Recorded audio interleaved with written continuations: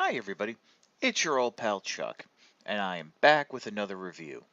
Today we're taking a look at, from the G.I. Joe 30th anniversary line, this is Sci-Fi. Now, I'll be very honest, I never had the original Sci-Fi toy as a kid, and I'm really not that familiar with the character. I remember seeing him in the cartoon, but that was really just, generic wide shots. He was always part of a team. There was no stories focused on him. But it's a very interesting character.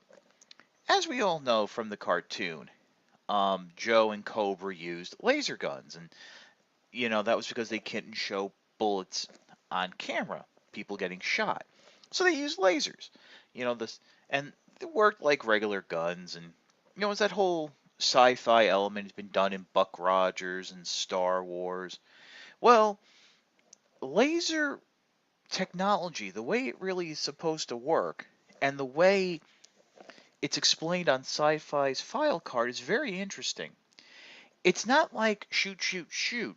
It's basically you have to have a undisturbed, straight shot, and that the laser burns into the target. I mean, in this case, he would use it on his tanks and stuff to destroy the engines, and it would take hours at a time to burn through the armor.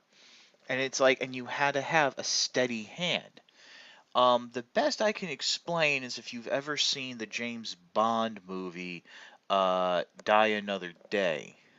One of the villains gets done in by Bond by getting a laser through the head and it just burns through. And that's basically what we have here, is that this is, I guess, would be a science fact version of the type of laser gun an actual uh, trooper would use. Um, it's a bit different from the original sci-fi laser gun. I actually kind of like it. It shows up better. It looks better in person than it does in photos. It's a very unique style to it with yeah, and you have the nice rubber hose. Unfortunately, the design of the actual figure, which we'll get to in a moment, makes two-handed posing very difficult. So, yeah, let's pause and take a look at the figure. We're going to start off at the head because there's something that's been said throughout the history of Joe about this figure, and that's this head design is actually based on RoboCop, the 1986 RoboCop film. Now, that happens to be probably one of my most favorite films of all time, if not my favorite film of all time. Um, and I just, I don't see it. I mean, the faceplate is a little too open. The helmet's sculpted differently. I mean, if you mean just like half face with a visor over the eyes, yeah, I can see it. Now, what's interesting is this helmet is removable, just like so, allowing you to see Sci-Fi's head underneath, which I thought was kind of interesting because I thought the whole helmet was attached to the head. And what's really cool is you get a replacement helmet with a full-on visor all the way down. And why this look was never used for a Viper, I'll never know. But moving down the body, one thing you will notice that kind of took me by surprise is that the web gear has a bit of an asymmetrical design, and it's the molding of the body underneath also has an asymmetrical design.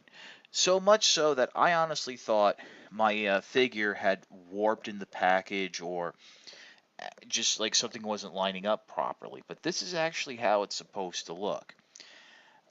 Unfortunately, because of that, as I said, it doesn't allow the joints, and your typical GI Joe articulation: universal shoulders, single jointed elbows, the up and down dice rolling wrist hinges with swivel, ab crunch, ball jointed hips, double jointed knees, and traditional neoclassic, I guess, forward and back ankle articulation with rotation.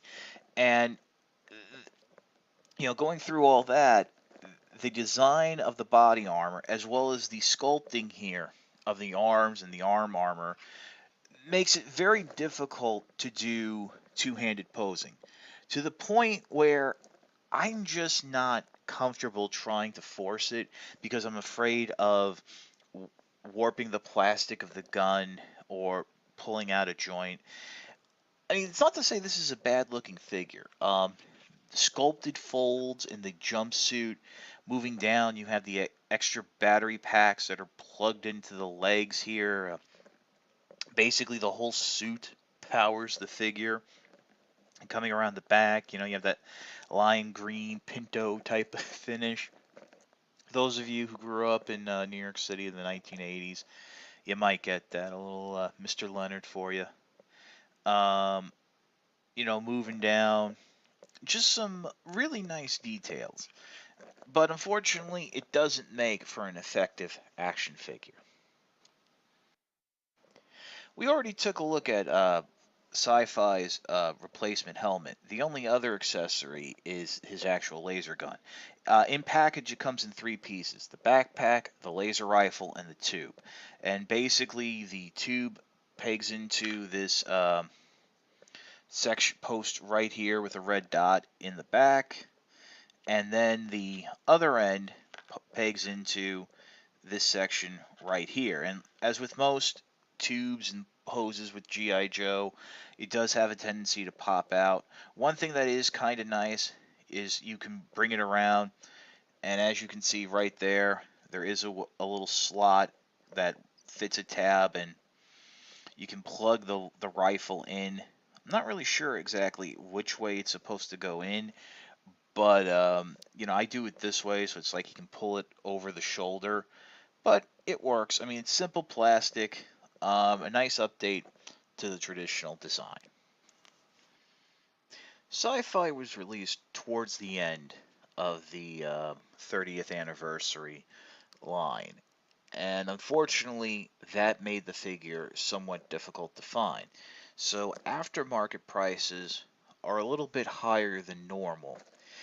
Due to that, I'm not really sure if I can recommend the figure. The articulation is limited to any functionality. I mean, the dice rolling wrists are severely limited due to the cuffs here on the forearms. So two-handed poses, anything like that, really doesn't work.